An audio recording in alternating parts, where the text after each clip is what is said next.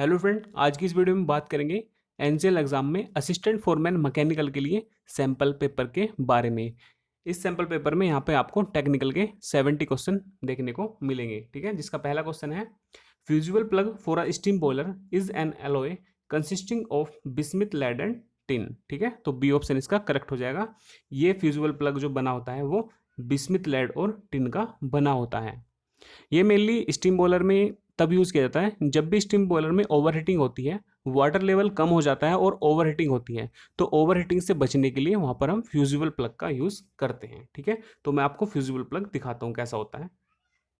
ये देखिए, ये एक कोकरन बॉयलर का फिगर मैंने दिखाया है। पूरा कोकरन बॉयलर है ये। ठीक है, तो इसमें जो यहाँ पर ये लगा हुआ है, ये फ्यूजिबल प्लग लिखा हुआ है और यहाँ पर ये फ्यूजिबल प्लग लगा हुआ है। यहाँ पर ऊपर जब भी वाटर लेवल कम हो जाता है ना, तो यहाँ पर ओवर हीटिंग होती है। ओवर हीटिंग की वजह से यहाँ पर ये लेड बिस्मिथ और टिन का बना होता है, जिसका मेल्टिंग पॉइंट काफ़ी कम होता है। तो इस ओवर हीट की वजह से ये पिघल कर नीचे गिर जाता है, जिससे यहाँ से पानी इधर आ जाता है भट्टी में। और पानी भट्टी में आने की वजह से भट्टी की जो आग है वो कम हो जाती है, जिससे ओवर हीटिंग होने से बच जाता है। तो इसलिए यहाँ पे फ्यूजिबल प्लग यूज किया जाता है, जो कि बिस्मिथ लेड और टिन का बना होता है। ठीक है, तो ये क्लियर हुआ क्वेश्चन। तो इस क्वेश्चन का आपका बी ऑप्शन करेक्ट हो जाएगा। नेक्स्ट क्वेश्चन है so kilowatt power is to be transmitted by each of two separate shaft A is running at 250 RPM and B at 300 RPM. ठीक है, पहली 250 आरपीएम पे और दूसरी 300 आरपीएम पे घूम रही है। दोनों जो शाफ्ट है आपकी 100 किलोवाट की पावर को ट्रांसफर कर रही है। तो ये बोल रहा है किसका डाया मैक्सिमम होगा। ठीक है, जो भी आपकी शाफ्ट मैक्सिमम आरपीएम करती है उसका डाया हमेशा छोटा होता है, और जो कम आरपीएम करती है उसका डाया हमेशा बड़ा होता है। ठीक है, तो यहाँ पे आरपीएम और डाया दोनों एक दूसरे के इनवर्सली प्रोपोर्शनल होते हैं। ठीक है, तो यहाँ बताता हूँ, आरपीएम इनवर्सली प्रोपोर्शनल होता है डाया के। तो जिसके भी आरपीएम आप देखेंगे यहाँ पे ज़्यादा होंगे उसका डाया कम होगा, और जिसके आरपीएम कम होंगे उसका डाया ज़्यादा होगा। तो आरपीएम कम किसके, यहाँ पे ए शाफ्ट की आरपीएम कम है तो इसका डाया ज़्यादा होगा। तो वो ज़्यादा ही डाया पूछ रहा है, तो इसका ए ऑप्शन करेक्ट हो जाएगा। ठीक है, देख सकते हैं आप, ए ऑप्शन इसका करेक्ट हो जाएगा। नेक्स्ट क्वेश्चन है 1 ton of refrigeration is equivalent to. ठीक है, तो रेफ्रिजरेशन का जो 1 टन होता है वो इक्वलेंट होता है 3.5 किलो वाट के, 3.5 के डब्लू। पहला ही ऑप्शन इसका करेक्ट हो जाएगा। ठीक है, तो यहाँ पे 3 पॉइंट आपको याद रखने हैं। जो 1 टन ऑफ रेफ्रिजरेशन होता है वो इक्वल होता है या तो 14,000 किलो जूल प्रति घंटा। ठीक है, एक हो गया, ये हो गया 14,000 किलो जूल प्रति घंटा, या तो इसके इक्वल होता है 1 टन ऑफ रेफ्रिजरेशन, या फिर होता है 3.5 किलो वाट की। ठीक है, और एक होता है तीसरा 210 किलो जूल पर मिनट। ठीक है, इनमें से अगर कोई सा भी ऑप्शन में आपको दिखता है तो वही 1 टन ऑफ रेफ्रिजरेशन के इक्वलेंट होगा। ठीक है, तो यहाँ पे 3.5 किलो वाट दिया है तो वो इक्वल होता होगा, और अगर यहाँ पे 14,000 किलो जूल प्रति घंटा दिया होता तो वो भी हमारा सही होता, और 210 किलो जूल प्रति मिनट होता तो वो भी हमारा सही होता। ये 3 ऑप्शन 1 टन ऑफ रेफ्रिजरेशन के इक्वली होते हैं। ठीक है, तो इसका आपका ए ऑप्शन ही करेक्ट हो जाएगा।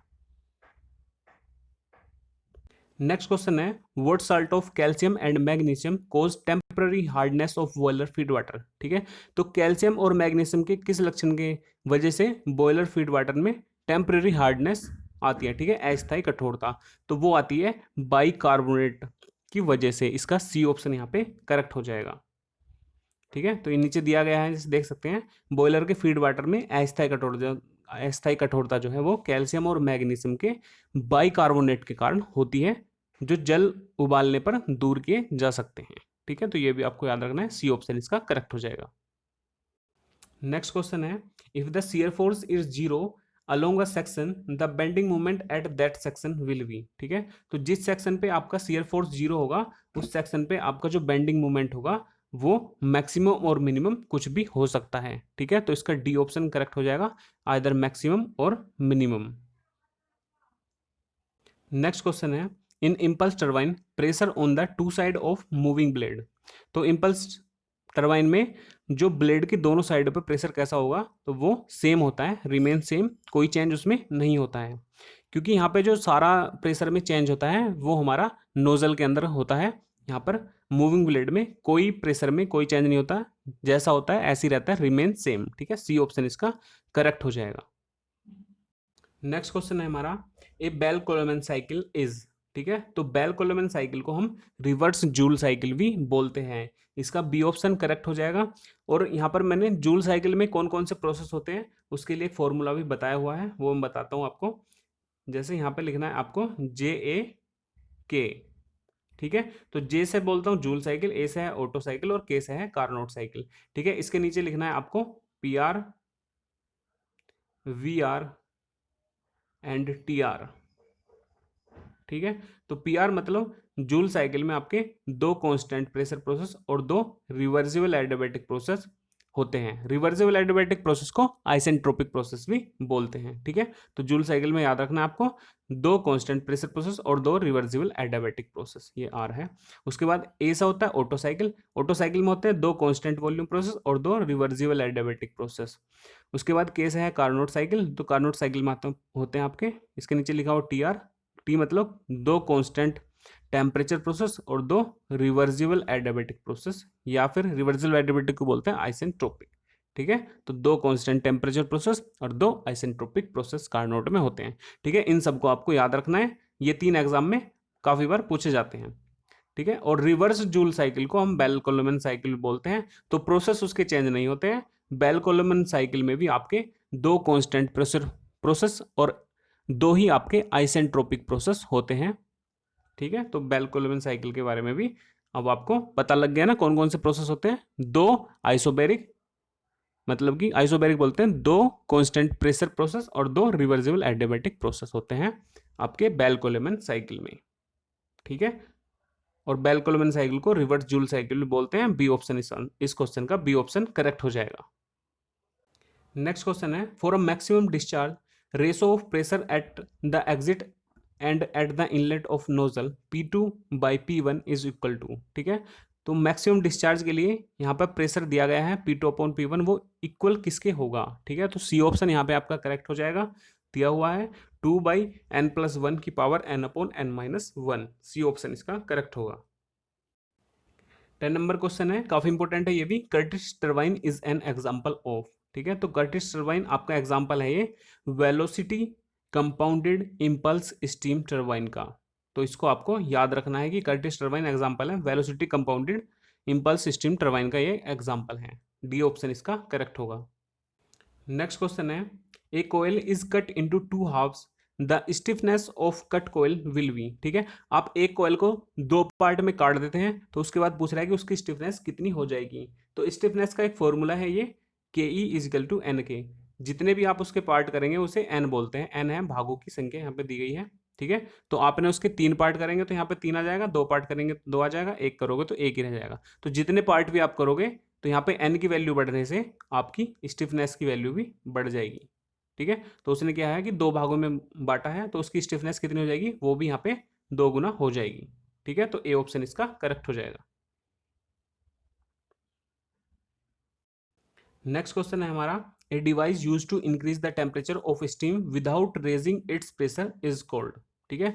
तो एक ऐसी डिवाइस का नाम बताना है जो उसके टेम्परेचर को इंक्रीज करती है बिना प्रेशर को इंक्रीज किए हुए, और इसे हम बोलते हैं सुपर हीटर। डी ऑप्शन इसका करेक्ट हो जाएगा। और इस प्रोसेस को बोलते हैं सुपर हीटिंग।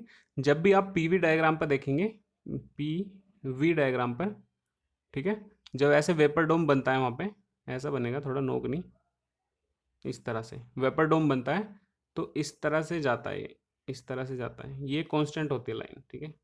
तो यहाँ पे जो सैचुरेटेड वेपर होता है, इस सैचुरेटेड वेपर को जब कांस्टेंट प्रेशर लाइन होती है ये, इस पर हीट किया जाता है तो इसे ही सुपर हीटिंग प्रोसेस बोला जाता है, ठीक है। और ये प्रोसेस जो है सुपर हीटर में किया जाता है। तो वो इस क्वेश्चन ने पूछा है, तो इसका डी ऑप्शन आपका करेक्ट हो जाएगा। नेक्स्ट क्वेश्चन है, maximum efficiency for a single stage pure impulse blending with nozzle angle. तो मैक्सिमम एफिशिएंसी यहाँ पे पूछ रहा है इंपल्स टरबाइन के केस में विद नोजल एंगल के साथ, ठीक है। नोजल एंगल अल्फा यहाँ पे दिया गया है, तो मैक्सिमम एफिशिएंसी हो जाएगी आपकी बी ऑप्शन में जो दी गई है कोस स्क्वायर अल्फा। ये भी काफी इंपॉर्टेंट क्वेश्चन है, आपको याद रखना है। नेक्स्ट क्वेश्चन है, a large cylindrical vessel was sealed in summer, what is likely to happen to it in winter. ठीक है, तो गर्मियों में उसको आपको एक लार्ज सिलेंड्रिकल वेसल है जिसे गर्मियों में सील कर दिया जाता है, तो वो पूछ रहा है कि उसमें जाड़ों में ऐसा क्या होगा, शीत ऋतु में उस पर क्या इफेक्ट पड़ेगा। तो शीत ऋतु में क्या होगा, बकल एंड कोलैप्स। ठीक है, सी ऑप्शन आपका करेक्ट हो जाएगा। नीचे भी इसमें दिया गया है, लिखा एक बड़ा बेलनाकार पात्र ग्रीष्म ऋतु में सील किया जाता है तो शीत ऋतु में सिकुड़ेगा, क्योंकि शीत ऋतु में पात्र के जो आयतन में संकुचन होता है। ठीक है, तो ये इसके बारे में बताया गया है, तो इसका सी ऑप्शन आपका करेक्ट हो जाएगा। नेक्स्ट क्वेश्चन है which of the following is a high pressure boiler. तो हाई प्रेशर बॉयलर में आपके आते हैं जैसे कि बेंसन बॉयलर हो गया, लामाइट बॉयलर हो गया, तो ये हाई प्रेशर बॉयलर हैं। इन हाई प्रेशर बॉयलर वो होते हैं जिनका प्रेशर लगभग 200 बार से अधिक होता है, 200 बार या फिर उससे अधिक होता है, उन्हें हम हाई प्रेशर बॉयलर बोलते हैं। तो यहाँ पे हमारा बेंसन बॉयलर जो है ये एक हाई प्रेशर बॉयलर है, तो सी ऑप्शन इसका करेक्ट हो जाएगा। बेंसन बॉयलर जो है ये एक वाटर ट्यूब बॉयलर है। वाटर ट्यूब बॉयलर वो होते हैं जिनमें जो वाटर है वो नली के अंदर रहता है, ठीक है, और गैस नली के बाहर होती है, इस तरह से यहाँ पे स्टीम बनती है। ठीक है, तो इसे बोलते हैं water tube boiler. Benson boiler जो है एक वाटर ट्यूब बॉयलर का एग्जाम्पल है, तो इसका सी ऑप्शन करेक्ट हो जाएगा। बेंसन बॉयलर एक हाई प्रेशर बॉयलर भी है। नेक्स्ट क्वेश्चन है expression for the specific entropy of wet stream. तो वेट स्ट्रीम की जो स्पेसिफिक एंट्रोपी है उसे कैसे हम डिनोट करते हैं, तो डी ऑप्शन में जो इसका करेक्ट होगा SF plus x into L upon T. X जो है वो ड्राइनेस फ्रैक्शन या सूक्ष्मांश भी से बोलते हैं। ठीक है, ड्राइनेस फ्रैक्शन का नाम सुना होगा, वो एक्स को यहाँ पर बोलते हैं ड्राइनेस फ्रैक्शन। तो स्पेसिफिक एंट्रोपी को वेट स्ट्रीम के लिए इस तरह से ही डिनोट किया जाता है, डी ऑप्शन में दिखाया गया है SF plus x into L upon T. ठीक है, और जनरली जो एंट्रोपी होती है वो होती है जैसे कि आपकी DS is equal to DQ upon T. ठीक है, तो DQ यहाँ पे हीट होती है और T जो है ये टेम्परेचर और DS जो है एंट्रोपी चेंज है, ये चेंज इन द हीट है और ये टेम्परेचर है। तो एंट्रोपी जो मेनली फंक्शन होता है वो यहाँ पे हीट का होता है, ये भी आपको याद रखना है, एंट्रोपी हीट का फंक्शन है। ठीक है,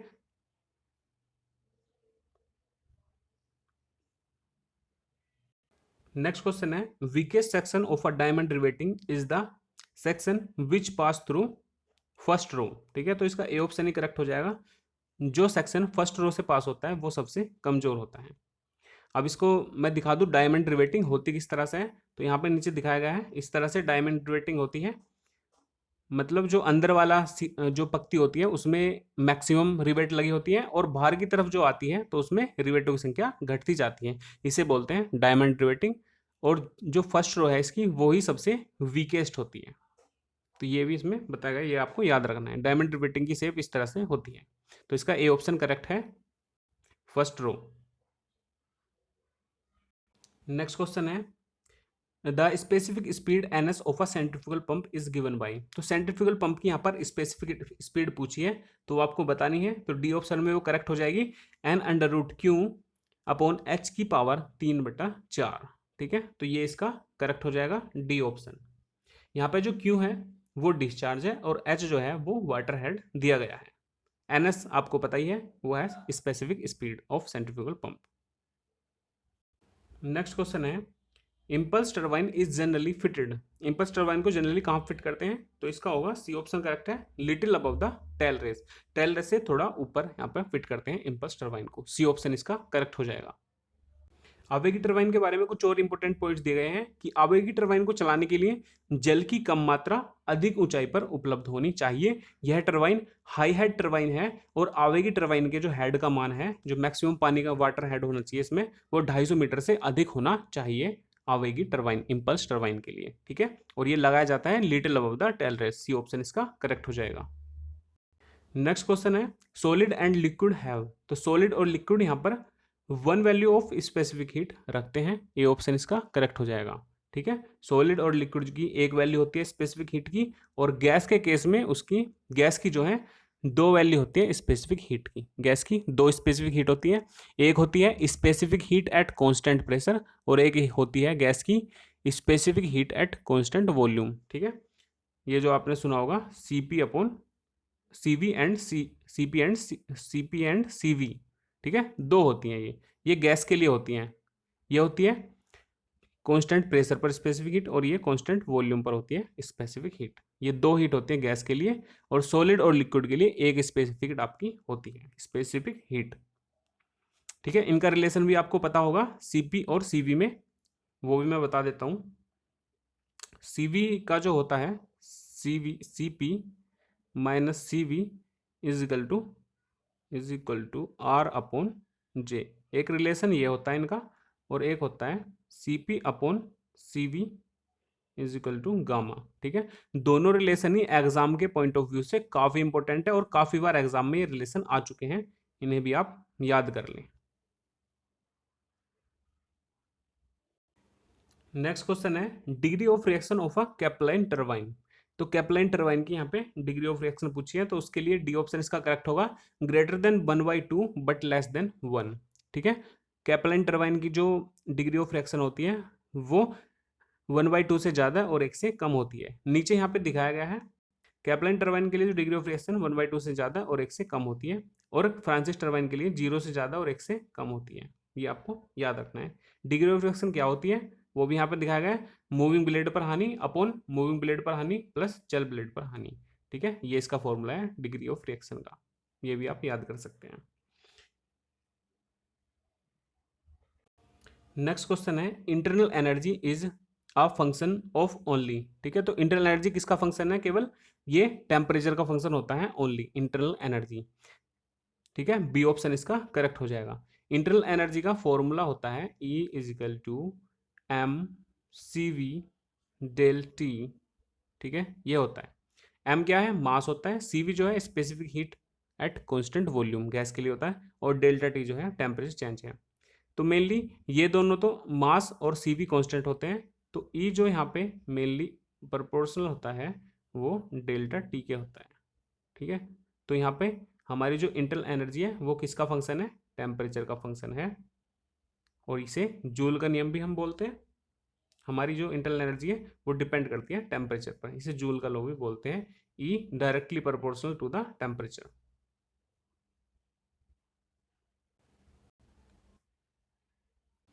नेक्स्ट क्वेश्चन है for a fluid at rest.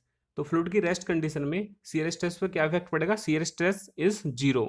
B option इसका करेक्ट हो जाएगा जब आपका फ्लूइड रेस्ट में होगा। अब शियर स्ट्रेस 0 कैसे होगा, यहाँ पे मैंने एक फॉर्मूला बताया न्यूटन्स लॉ ऑफ विस्कोसिटी वाला जो है, tau is equal to mu into D V upon D Y, ये फॉर्मूला होता है। ठीक है, तो आपको पता है ये शियर स्ट्रेस होता है, ये डायनेमिक विस्कोसिटी होती है, ये वेलोसिटी होती है फ्लूइड की, और ये फ्लूइड की दो लेयर के बीच का डिस्टेंस होता है डी वाई। अब वो बोल रहा है फ्लूइड रेस्ट की कंडीशन में है, तो आपका फ्लूइड का जो वेलोसिटी वो तो 0 हो जाएगा, और ये 0 हो जाएगा, तो इसका टो भी 0 हो जाएगा, मतलब शियर स्ट्रेस भी 0 हो जाएगा। वही क्वेश्चन में दिखाया गया है कि fluid at rest then shear stress is 0, तो इसका बी ऑप्शन इस हिसाब से करेक्ट हो जाएगा। नेक्स्ट क्वेश्चन है इन अ स्टैटिक फ्लूइड। तो स्टैटिक फ्लूइड में क्या होता है, only normal stress can exist, सिर्फ इसमें नॉर्मल स्ट्रेस वर्क करते हैं, डी ऑप्शन इसका करेक्ट हो जाएगा। नेक्स्ट क्वेश्चन है gauge pressure is equal to. तो गेज प्रेशर किसके इक्वल होता है, तो ये होता है आपका absolute pressure minus atmospheric pressure के, तो बी ऑप्शन इसका करेक्ट हो जाएगा। नेक्स्ट क्वेश्चन है इन रिएक्शन टरबाइन। तो रिएक्शन टरबाइन में क्या होता है, total energy of fluid is converted to kinetic energy in the runner. ठीक है, तो रिएक्शन टरबाइन के लिए याद रखना है कि उसकी टोटल एनर्जी फ्लूइड की कन्वर्ट हो जाती है काइनेटिक एनर्जी में रनर के अंदर ही। ठीक है, तो ए ऑप्शन ही इसका करेक्ट हो जाएगा। नेक्स्ट क्वेश्चन है kinematic viscosity is equal to. तो काइनेमेटिक विस्कोसिटी इक्वल होती है डायनेमिक विस्कोसिटी अपॉन डेंसिटी। तो काइनेमेटिक विस्कोसिटी इक्वल होती है dynamic viscosity DV upon density rho. ठीक है, ये रिलेशन आपको याद रखना है, काफी इंपॉर्टेंट है ये। उसके बाद काइनेमेटिक विस्कोसिटी का जो फॉर्मूला वो यूनिट होती है वो होती है इसकी मीटर स्क्वायर पर सेकंड। ठीक है, काइनेमेटिक विस्कोसिटी की यूनिट होती है मीटर स्क्वायर पर सेकंड, और डायनेमिक विस्कोसिटी की यूनिट होती है newton second per metre square, newton newton second per metre square, ये आपको याद रखनी है। डेंसिटी आपको पता ही है एम अपॉन वी होती है। ठीक है, तो ये हो गया क्लियर। तो इसका kinematic viscosity is equal to, तो इसका बी ऑप्शन यहाँ पे करेक्ट हो जाएगा। नेक्स्ट क्वेश्चन है the relation between the number of link L and number of pair P is, ठीक है, तो एल और पी के बीच में क्या रिलेशन होता है, तो ये सी ऑप्शन इसका करेक्ट हो जाएगा, एल इजिकल टू 2p-4 ये होता है। और ये काफी इंपॉर्टेंट है, लास्ट सीरीज में बता चुका हूं, काफी इंपॉर्टेंट क्वेश्चन है, इस रिलेशन को आपको याद रखना है। एल यहाँ पे लिंक है और पी जो है वो पेयर है। नेक्स्ट क्वेश्चन है 32, temperature of interior surface of cylinder wall of IC engine is normally not allowed to exceed. तो टेम्परेचर जो इंटीरियर सरफेस है सिलेंडर की, वहां पर एक लिमिट है, उससे ज़्यादा नहीं होना चाहिए। तो वो लिमिट आपकी 180 डिग्री सेल्सियस, इससे ज़्यादा वहाँ की आंतरिक सतह का आपका तापमान 180 डिग्री सेल्सियस से आगे नहीं बढ़ने दिया जाना चाहिए। तो सी ऑप्शन इसका करेक्ट हो जाएगा।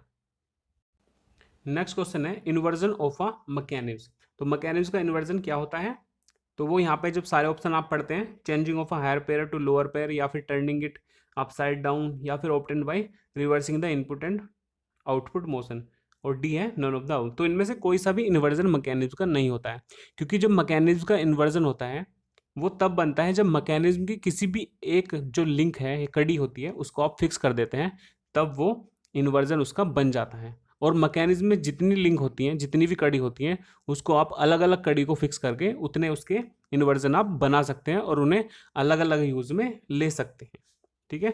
तो इन्वर्जन के केस में आपका जो करेक्ट आंसर होता है वो होता कि मैकेनिज्म की कोई भी कड़ी को फिक्स कर देते हैं तो आपका इन्वर्जन बनता है, लेकिन यहाँ पे ऐसा कोई भी ऑप्शन में नहीं है, तो इसका डी ऑप्शन आपका करेक्ट हो जाएगा, none of the above. Next question है इस simple mechanism has. Simple mechanism जो आपके उसमें 4 लिंक होते हैं, डी ऑप्शन इसका करेक्ट हो जाएगा, और ये काफी इंपॉर्टेंट क्वेश्चन है। अब यहाँ पे इसने बताया कि 4 लिंक वाले जो और भी मैकेनिज्म है उनमें आपका आता है स्लाइडर क्रैंक, डबल क्रैंक और इलेक्ट्रिकल ट्रेमल जो है, इलेक्ट्रिकल ट्रेमल, ये जो है 4 लिंक वाले मैकेनिज्म है। नेक्स्ट क्वेश्चन है efficiency of IC engine is normally of the order of. तो एफिशिएंसी जो आईसी इंजन की होती है वो नॉर्मली 30 से 35% के बीच में होती है, इसका डी ऑप्शन आपका करेक्ट हो जाएगा। आईसी इंजन के बारे में आपको पता है, आईसी इंजन मेनली 2 प्रकार का होता है, एक होता है पेट्रोल इंजन और एक होता है डीजल इंजन, ठीक है, 2 इंजन यहाँ पे होते हैं, और इनमें पेट्रोल के अंदर ही मतलब फ्यूल का जो कंबक्शन किया जाता है, और उसके बाद में यहाँ पे पिस्टन पर मैकेनिकल वर्क होता है। इस तरह से ये आईसी इंजन है, और आईसी इंजन की जो एफिशिएंसी यहाँ पे दी गई है डी ऑप्शन में वो करेक्ट होगी। नेक्स्ट क्वेश्चन है the purpose of flywheel in an IC engine. तो आईसी इंजन में फ्लाईव्हील का क्या पर्पज होता है, तो इसका सी ऑप्शन पहले तो मैं बता दूं कि ये करेक्ट होगा, to reduce the vibration in the engine. ये इंजन की वाइब्रेशन को रिड्यूस करता है, लेकिन कैसे करता है वो बताता हूँ। जब भी आपकी मैक्सिमम पावर आईसी इंजन से मैक्सिमम पावर जनरेट होती है, तो उस टाइम पे ये उस पावर को एब्जॉर्ब कर लेता है अपने अंदर। लेकिन और जब भी जिस भी स्ट्रोक में कम पावर जनरेट होती है, उस स्ट्रोक में उस पावर को अपनी उसे दे देता है इंजन को, ठीक है। तो इस तरह से पावर को बैलेंस करता रहता है और वाइब्रेशन को रिड्यूस करता है, तो इस प्रकार इसका सी ऑप्शन यहाँ पे सही होता है। नेक्स्ट क्वेश्चन है the maximum and minimum speed of a flywheel during a cycle are N1 and N2 RPM respectively the coefficient of steadiness of a flywheel, ठीक है। तो यहाँ पे याद रखना है आपको, वो पूछ रहा है कोएफिशिएंट ऑफ स्टेडीनेस, ठीक है। जब वो पूछता है कि कोएफिशिएंट ऑफ सेंसिटिविटी, तो उसका फॉर्मूला होता है range of speed upon mean speed, मतलब कि बोलेंगे हम N1 माइनस N2 अपॉन 2 कोष्टक में N1 प्लस के N2, ये होता है कोफिशिएंट ऑफ सेंसिटिविटी केस में। लेकिन वो पूछ रहा है कोफिशिएंट ऑफ स्टेडीनेस, तो इसका अपोजिट कर देंगे कोफिशिएंट ऑफ सेंसिटिविटी का, तो आपका जो बी ऑप्शन है वो करेक्ट हो जाएगा, N1 प्लस के N2 अपॉन में 2 इंटू N1 माइनस N2, ठीक है, बी ऑप्शन करेक्ट हो जाएगा।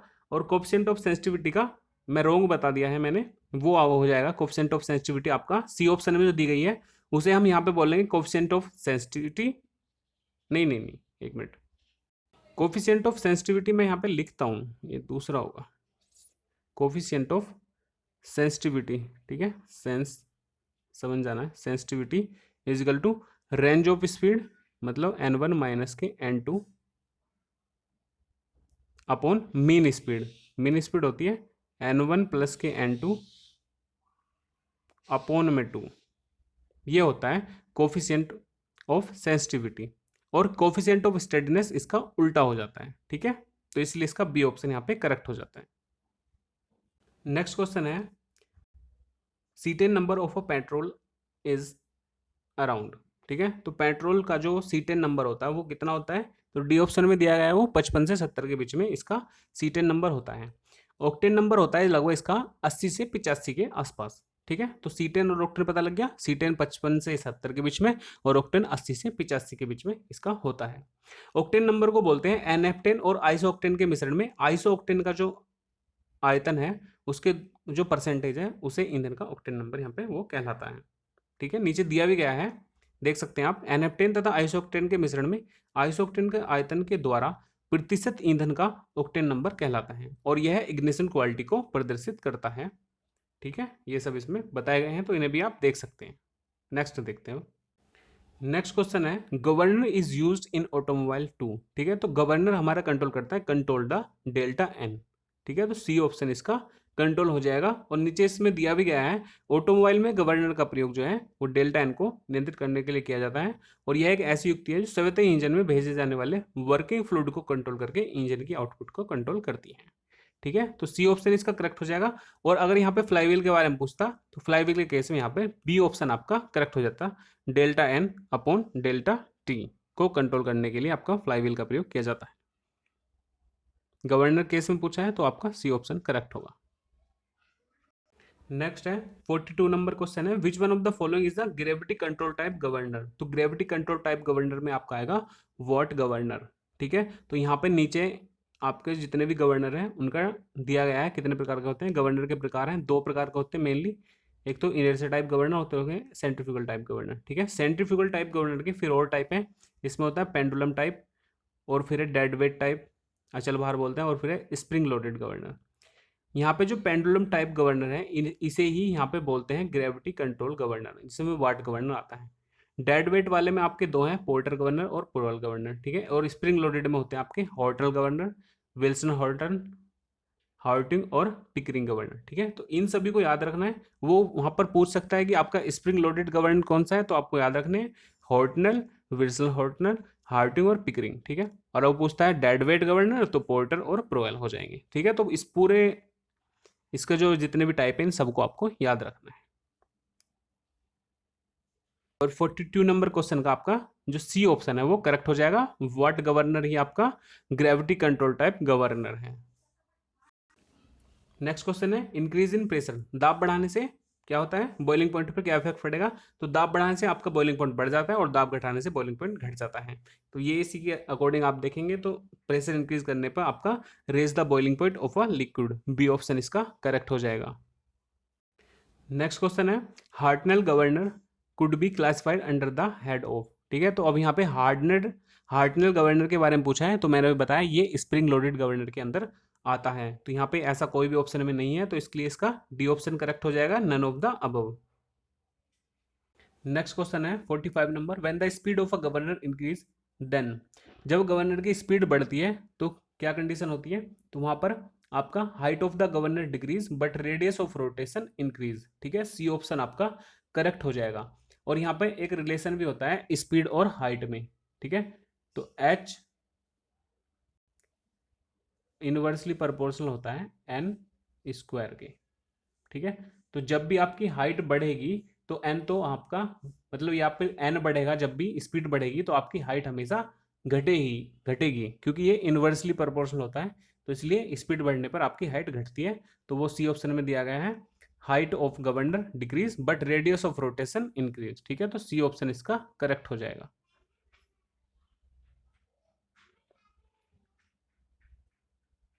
नेक्स्ट क्वेश्चन है which of the following boiler is a water tube boiler. तो वाटर ट्यूब बॉयलर यहाँ पर कौन सा है, वो है वेबकॉक एंड विलोकॉक्स बॉयलर। जो डी ऑप्शन में यहाँ पे दिया गया है वेबकॉक और विलोक्स बॉयलर, ये एक वाटर ट्यूब बॉयलर है। और वाटर ट्यूब बॉयलर के बारे में बता चुका हूँ, ऐसे बॉयलर जिनमें वाटर जो नली के अंदर रहता है और आपकी जो अग्नि होती है ज्वाला वो इन नलियों के बाहर रहती है। ठीक है, आग, पानी नली के अंदर और आग नलियों के बाहर रहती है।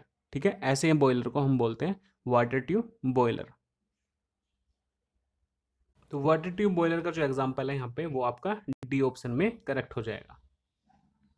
नेक्स्ट क्वेश्चन है which of the following gear system have the minimum axial thrust. तो किस गियर में मिनिमम एक्सियल थ्रस्ट होता है वो आपको बताना है। तो इसका सी ऑप्शन पहले तो मैं बता दूं वो करेक्ट हो जाएगा। डबल हेलिकल गियर में मिनिमम एक्सियल थ्रस्ट होता है और वो क्यों होता है वो मैं बताता हूँ। देखिए, जो एक्सियल गियर होते हैं सिंगल एक्सियल गियर उनके दांते इस तरह से तिरछे बने होते हैं। जब भी वो कांटेक्ट करते हैं, दो गियर यहाँ पे कांटेक्ट करेंगे तो दांते तिरछे होते हैं। ठीक है, तो सिंगल हेलिकल गियर में क्या होता है, एक वन साइड प्रेशर पे, एक साइड में यहाँ पे प्रेशर लगता है, मान ली इस साइड में प्रेशर लगता है इसे। ठीक है, तो इस कमी को जो रिड्यूस किया है वो रिड्यूस किया है डबल हेलिकल गियर में। डबल हेलिकल गियर में दांते जो हैं वो अलग टाइप से बने होते हैं, मतलब इस तरह से बने होते हैं डबल हेलिकल में। ठीक है, दूसरे पर भी इसी तरह से बने होते हैं, इधर जो बना होगा उस पर भी सेम बने होते हैं, तो इन्हें बोलते हैं डबल हेलिकल गियर। इनमें वन साइड की तरफ प्रेशर नहीं लगता है। ठीक है, तो इसलिए यहाँ पे जो एक्सियल थ्रस्ट है वो कम हो जाता है इनमें डबल हेलिकल गियर में, इसलिए इसका सी ऑप्शन यहाँ पे करेक्ट हो जाएगा। नेक्स्ट क्वेश्चन है, in a gear drive module is equal to, तो मॉड्यूल आपका इक्वल होता है 1 अपॉन डायमीटर पिच के, पहला ही ऑप्शन इसका करेक्ट हो जाएगा। अब डायमीटर पिच जो होती है वो डीपी, डायमीटर पिच इक्वल होती है टी अपॉन डी के। गियर पर दांतों की संख्या टी है और उसका डाया जो है डी है। ठीक है, इसे बोलते हैं डायमीटर पिच। और मॉड्यूल जो होता है वो डायमीटर पिच का उल्टा होता है, मतलब ये हो जाएगा डी अपॉन टी। ठीक है, दोनों को आपको याद रखना है, एग्जाम में दोनों से पूछ सकता है। डायमीटर पिच होगी टी बाई डी और मॉड्यूल हो गया डी बाई टी, इसका अपोजिट होता है, तो इसलिए इसका ए ऑप्शन करेक्ट हो जाएगा यहाँ पर। नेक्स्ट क्वेश्चन है, thermal efficiency of thermal power plant is of the order of, तो थर्मल पावर प्लांट की एफिशिएंसी जो आपकी लगभग 30% के आसपास होती है, और थर्मल पावर प्लांट जो आपका रैंकिन साइकिल पे वर्क करता है। ठीक है, रैंकिन साइकिल के बारे में आपको पता है, रैंकिन साइकिल में आपके दो कांस्टेंट प्रेशर प्रोसेस और दो रिवर्सिबल एडियाबैटिक प्रोसेस होते हैं। ये भी आपको याद रखना है, काफी बार पूछता है एग्जाम में कि रैंकिन साइकिल में कौन कौन से प्रोसेस होते हैं। दो कांस्टेंट प्रेशर और दो reversible adiabatic. Reversible adiabatic process को आइसेंट्रोपिक प्रोसेस भी बोलते हैं, और कांस्टेंट प्रेशर प्रोसेस को आइसोबैरिक प्रोसेस भी बोलते हैं, तो ये आपको याद रखना है। इस क्वेश्चन का जो है 49 का सी ऑप्शन आपका यहाँ पे करेक्ट होगा। 50 नंबर क्वेश्चन है यहाँ पे, Lewis equation in spur gear design is applied to, तो लेविस इक्वेशन किस पे यूज होती है। ठीक है, तो आपका गियर और पिनियन में से जो भी कमजोर होगा वहीं पर आपकी लेविस इक्वेशन यूज होती है। इसके ऑप्शन में दिखा देता हूं, आप खुद ही टिक करोगे वहां पर। तो ये देखिए लेविस इक्वेशन किस पर यूज होगी, यहाँ पे सी ऑप्शन में दिया गया है वीकर ऑफ पिनियन और गियर। गियर और पिनियन में से जो भी कमजोर होगा वहां पर आपकी लेविस इक्वेशन यूज होगी, सी ऑप्शन इसका करेक्ट हो जाएगा। नेक्स्ट क्वेश्चन है, रिवेट आर मेड ऑफ, तो रिवेट बनी होती है ये सॉफ्ट मटेरियल की बनी होती हैं, और ये किन्हीं भी दो कंपोनेंट या दो पार्टों को, दो सरफेस को जोड़ने के लिए यूज की जाती हैं। ठीक है, रिवेट, और ये बनी होती है सॉफ्ट मटेरियल की, इसलिए इसका सी ऑप्शन यहाँ पे करेक्ट हो जाएगा। नेक्स्ट क्वेश्चन है हमारा, इकोनोमाइजर इन बॉयलर, तो इकोनोमाइजर का बॉयलर में क्या वर्क है, तो ये है decrease the fuel consumption, C option इसका करेक्ट हो जाएगा। तो ये फ्यूल कंजप्शन को कैसे कम करता है, ये क्या होता है, जो वेस्ट हमारी फ्लू गैसेज होती हैं जो हमारी स्टीम जनरेटर से निकलती हैं, उससे जो हमारी फ्यूल गैसें निकलती हैं उनसे ये वातावरण में निकलने वाली गैसों से मैं अपने अंदर हीट को ले लेता है। उन गैसों से, उन गैसों में कुछ हीट होती है जिसे अपने अंदर ले लेता है, और इस हीट को ये जो बॉयलर के अंदर आने वाले फीड वाटर को उस हीट को दे देता है, जिससे अब उस वाटर को हमें मतलब बॉयल करने में यहाँ पर ज़्यादा फ्यूल कंजप्शन नहीं करना पड़ता है, इसलिए इसका सी ऑप्शन जो यहाँ पे करेक्ट हो जाएगा। ये फ्यूल कंजप्शन को डिक्रीज करता है, क्योंकि ये पानी को ऑलरेडी गर्म करके भेजता है बॉयलर के अंदर। ठीक है, तो इसलिए यहाँ पे हमारा फ्यूल कंजप्शन कम होता है, तो सी ऑप्शन इसका करेक्ट हो जाएगा। नेक्स्ट क्वेश्चन है, नॉर्मली केम मूव्स विद, तो केम नॉर्मली मूव करता है कांस्टेंट वेलोसिटी के साथ, ए ऑप्शन इसका करेक्ट हो जाएगा। और एक इंपॉर्टेंट क्वेश्चन जो केम और फ्लोअर से बनता है कि केम और फ्लोअर जो आपके वो हायर पेयर का एक एग्जाम्पल है, वो मिलकर हायर पेयर बनाते हैं। ठीक है, ये भी आपको याद रखना है, और केम जनरली कांस्टेंट वेलोसिटी से मूव करता है, ए ऑप्शन इसका सही हो जाएगा। नेक्स्ट क्वेश्चन है, इन इंपल्स टर्बाइन स्टीम एक्सपेंड, तो इसका ए ऑप्शन करेक्ट होगा इन द नोजल। तो ये देखिए 56 में इंपोर्टेंट क्वेश्चन जो मैंने बताया था वो आ चुका है। Contact between cam and follower is टू फोमा, तो केम और फ्लोअर मिलकर एक हायर पेयर बनाते हैं, बी ऑप्शन इसका करेक्ट हो जाएगा।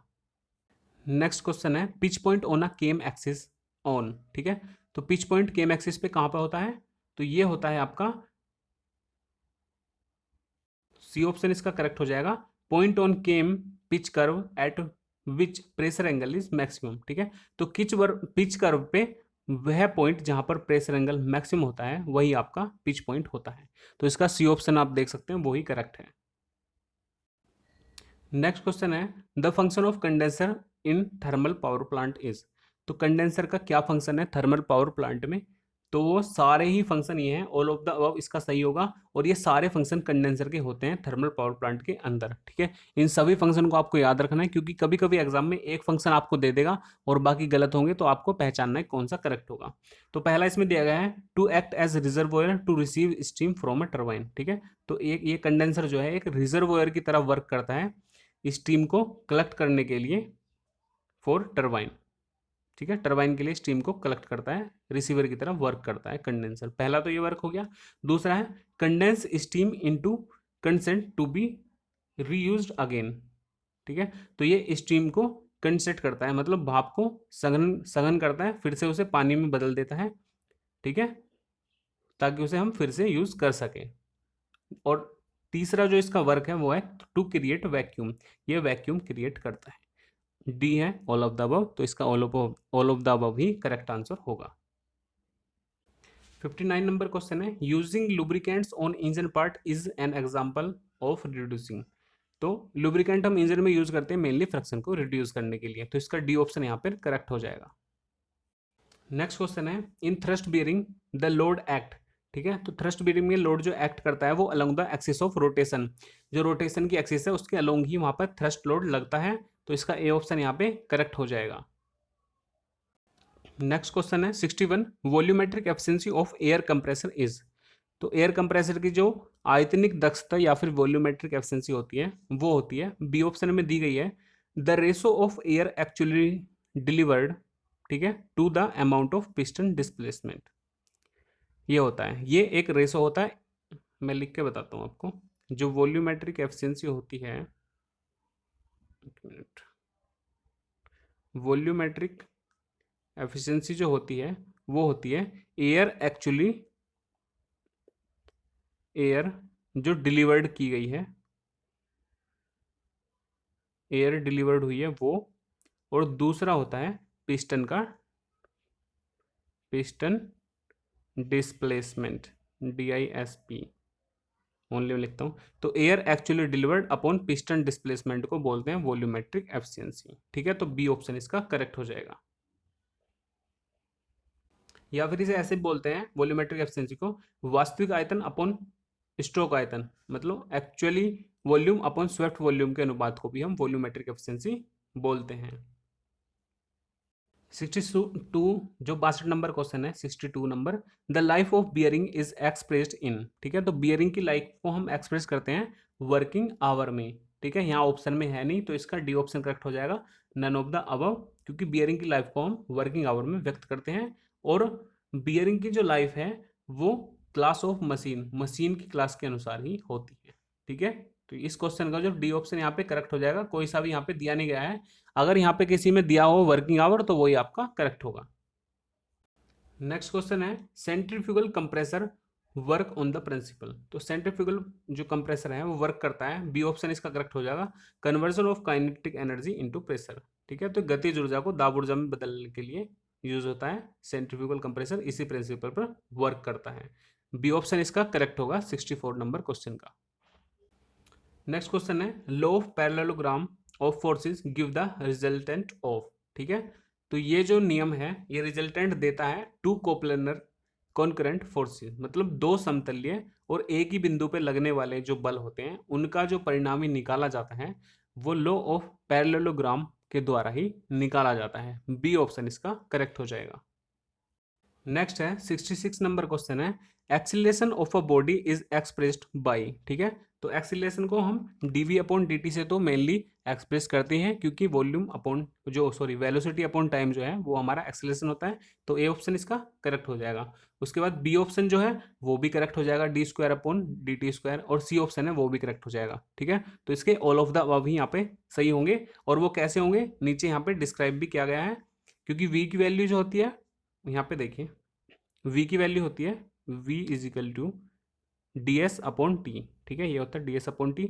और जब यहाँ पे D V upon D T करते हैं त्वरण जो होता है एक्सीलरेशन वो D V upon D T होता है, और यहाँ पे डी अपॉन डी टी को बाहर रखते हैं, वी की value D S upon D T रखते हैं, तो ये आप हो जाता है आपका D square upon D T square. तो ये बी ऑप्शन इस हिसाब से आपका करेक्ट हो जाता है, और आपका सी ऑप्शन भी इसके अकॉर्डिंग ऐसे ही करेक्ट हो जाता है। तो यहाँ पे all of the above acceleration के सारे ही फॉर्मूले जो हैं वो करेक्ट हैं, तो डी ऑप्शन यहाँ पे आपका सही हो जाएगा। नेक्स्ट क्वेश्चन है the volumetric efficiency of compressor with increase in compression ratio will be. ठीक है, तो जो कंप्रेसर की वॉल्यूमेट्रिक एफिशिएंसी है वो कंप्रेशन रेशो के बढ़ने के साथ साथ वो कैसी होगी, मतलब वॉल्यूमेट्रिक एफिशिएंसी बढ़ेगी या घटेगी, वो इसमें बताना है कंप्रेशन रेशो के साथ में। अब जो वॉल्यूमेट्रिक एफिशिएंसी है उसका फॉर्मूला यहाँ पे दिया गया है, volumetric efficiency is equal to 1 plus K minus K into P two upon P one की पावर 1/n होता है। के जो है यहाँ पर ये दिया हुआ है क्लियरेंस रेशो, के जो है उसे क्लियरेंस रेशो बोलते हैं। और यहाँ पे मैं बता दूं क्लियरेंस रेशो और कंप्रेशन रेशो एक दूसरे के अपोजिट होते हैं, ये आपको याद रखना है, क्योंकि यहाँ मैं प्रूव नहीं करूंगा अभी। आपको बस याद रखना है कि क्लियरेंस रेशो और कंप्रेशन रेशो एक दूसरे के इनवर्सली प्रोपोर्शनल होते हैं। जब आपका क्लियरेंस रेशो बढ़ता है तो कंप्रेशन रेशो घटता है, ये आपको याद रखना है। तो जब भी यहाँ देखिए आपका, अगर यहाँ पे आपका क्लियरेंस रेशो बढ़ता है, क्लियरेंस रेशो बढ़ता है तो इसके बढ़ने पर क्या होता है, आपकी वॉल्यूमेट्रिक एफिशिएंसी भी बढ़ जाती है।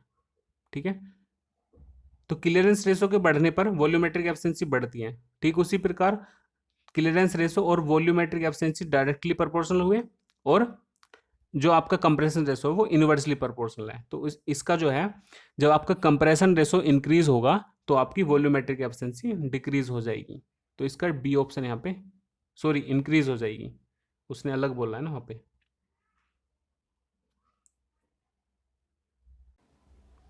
हाँ, यहाँ पे ये रॉन्ग हो गया था। क्लियरेंस रेशो के बढ़ने के साथ साथ आपकी वॉल्यूमेट्रिक एफिशिएंसी घटती है। ठीक है, क्लियरेंस रेशो बढ़ रहा है, वॉल्यूमेट्रिक एफिशिएंसी घट रही है। ठीक है, तो ये दोनों एक दूसरे के इनवर्सली प्रोपोर्शनल होते हैं। ठीक है, तो उसी प्रकार क्लियरेंस रेशो के इनवर्सली प्रोपोर्शनल होता है कंप्रेशन रेशो। तो कंप्रेशन रेशो के बढ़ने के साथ साथ आपकी वॉल्यूमेट्रिक एफिशिएंसी भी बढ़ती है, तो इसलिए इसका ए ऑप्शन यहाँ पे करेक्ट होगा। बी वो गलत हो गया था, ए ऑप्शन इसका करेक्ट होगा। या फिर आप डायरेक्टली याद रख सकते हैं कंप्रेशन रेशो बढ़ेगा तो वॉल्यूमेट्रिक एफिशिएंसी भी आपकी बढ़ जाएगी, ए ऑप्शन इसका करेक्ट हो जाएगा। नेक्स्ट क्वेश्चन है the velocity of the object on earth when it is release from height h। Height h से रिलीज किया जा रहा है ये, तो इसकी वेलोसिटी पूछ रहा है। तो वेलोसिटी का मेनली एक ही फॉर्मूला होता है, v इजकल टू √2gh, अगर हाइट से वो गिरा रहा है तो ये वाला फॉर्मूला ही आपको यूज करना है। बी ऑप्शन यहाँ पे इसका करेक्ट हो जाएगा। नेक्स्ट क्वेश्चन है direction of frictional force acting on a body when can slide on a fixed surface. तो फ्रिक्शनल फोर्स का जो हमेशा जो वर्क करता है वो अपोजिट करता है डायरेक्शन ऑफ मोशन के, ये भी आपको पता होगा। मान ली ये कोई सरफेस है, इस पे ये रखा हुआ है, तो अगर आपका यहाँ पर मोशन इस साइड में हो रहा है तो आपका फ्रिक्शन फोर्स इसके अपोजिट साइड ही लगेगा। ठीक है, और ये इस क्वेश्चन के अकॉर्डिंग हमेशा ये बोला जाता है, अगर आपके एग्जाम में आता है कि ये जो फ्रिक्शन फोर्स है इस इधर की तरफ लगने वाले बल के इक्वली होता है। मान ली फ्रिक्शन फोर्स F है तो ये इक्वल होगा इधर की साइड लगने वाले फोर्स P के इक्वली होगा। अकॉर्डिंग टू क्वेश्चन आपका थ्योरेटिकल यही बोला जाता है, और ये मोशन के हमेशा अपोजिटिव वर्क करता है फ्रिक्शन फोर्स। ये कंडीशन आपको याद रखनी है। नेक्स्ट क्वेश्चन है efficiency of gas turbine is increase by. ठीक है, तो गैस टरबाइन की एफिशिएंसी को इंक्रीज कर सकते हैं एडिंग आ रीजनरेटर। रीजनरेटर को ऐड करके हम गैस टरबाइन की एफिशिएंसी को इंक्रीज कर सकते हैं, तो इसका सी ऑप्शन यहाँ पे करेक्ट हो जाएगा। ये भी काफ़ी इंपॉर्टेंट क्वेश्चन है, इसे भी आप अच्छे से याद कर लें। ठीक है, और यहाँ पे रीहीटिंग, इंटरकूलिंग और एडिंग आ जनरेटर, ये सब प्रोसेस भी आपको पढ़ के जाने हैं एग्जाम में ठीक से। तो यही थे आज के हमारे 70 MCQs असिस्टेंट फोरमैन मैकेनिकल के लिए। ये काफ़ी इंपॉर्टेंट है, आप इन्हें एग्जाम में एक बार देखकर जरूर जाएं, क्योंकि यहाँ से क्वेश्चन आपके एग्जाम में 100% आने की संभावना है। ठीक है, तो इन सभी क्वेश्चन को आप जरूर करें, और वीडियो अच्छा लगा हो तो इसे लाइक करें। ठीक है, लाइक करने से क्या है, थोड़ा मोटिवेशन मिलता है, उससे लगता है कि आगे को वीडियो बनानी है। ठीक है, तो आप लाइक करें और कमेंट भी जरूर करें कैसी लगी वीडियो। ठीक है, थैंक यू।